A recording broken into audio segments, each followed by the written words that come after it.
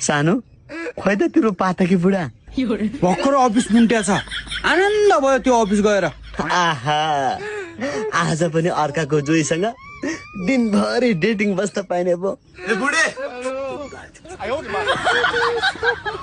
हेर न हजुर बुढा भन हेर न आज अफिसले गर्मी बिदा दिएर ल्याङ भयो म त अफिसबाट फर्केर आएँ ए अनि गर्मी बिदा दिएपछि अनि घरै आउनु पर्छ र जाऊ न यसो माइन्ड फ्रेस गर्नलाई घुम्न गयो भइगयो त अनि के भन्छ यो अब यस्तो एक त झन् धौधौ बिदा मिल्ला छ गर्मीको बिदा यो गर्मीको बिदामा त म कहीँ जान्न म त बुढीसँग दिनभरि यहीँ बस्ने हो मजासँग रिल्याक्समा बस्ने हो अरे बुढा कति काम भन्नु आएको के कहिले कसो यसो घुम्नु पर्छ हो हाम्रो त राति भेट भइहाल्छ नि ए अब तिमीले नै त्यस्तो भन्छौ भने त अब के खाना घर बस्ने साँझ बुढाबुढीको भेट भइहाल्छ गए है त बुढी म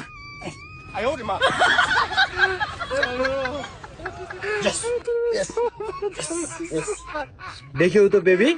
मैले मेरा बुढालाई कसरी उल्लु बनाउँछु उल्लु मात्रै कहाँ हो र बेबी म त मेरा बुढालाई खाना दशहरामै सुताउँछु नि ए मैले झन् छुट्टी भयो भनेर बुढीसँग के गर्छ भने छुट्टी भयो बुढी भनेर गएको त जाऊ बुढा बाहिर जाऊ माइन्ड फ्रेस गरेर कति काम गर्छ गरे त्यस क्या माछी तान्ने मेरो त्यसलाई के थाहा मेरो माइन्ड फ्रेस गर्ने ठाउँ हो यही हो वाह वाह वाह माने मैले तिमीलाई तिमी त एक नम्बरका खेलाडी नै रहेछौ नि खेलाडी त जमानादेखिको खेलाडी हो खेलाडी फेरि एकदम युवानी खेलाडी तर बेबी तिम्रो बुढाले हाम्रो सम्बन्ध थाहा पायो भने के गर्ने ए बेबी पनि मेरो बुढाको बारेमा चिन्ता नगर न तिमी मेरो बुढा त मेरो मुतमा छल छल छल छल छल छल मुतमा बग्छ नि मुत मात्र बग्ने होइन क्या मेरो बेबी मेरो जिउलाई त उठ बने उठ बस बने बस हक बने ह्यात्ती हक यस्तो पो बनाएको छु मैले वाउ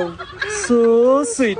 मलाई पनि कसैको डर लाग्दैन अब त तिमी र म पुरै डेटिङै हान्दिने हो रातभरि केही फरक पर्दैन तर बेबी मलाई चाहिँ तिम्रो पोइको अलिअलि डर लाग्छ कतै थाहा पायो भने त्यस्ता लाटो गोजङ्ग्रोको डर मान्छौ त्यस्तालाई त म ठाउँको ठाउँ छल्दिन्छु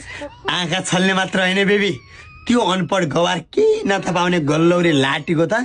मैले आँखा बिर्छ छारै हालिदिन्छु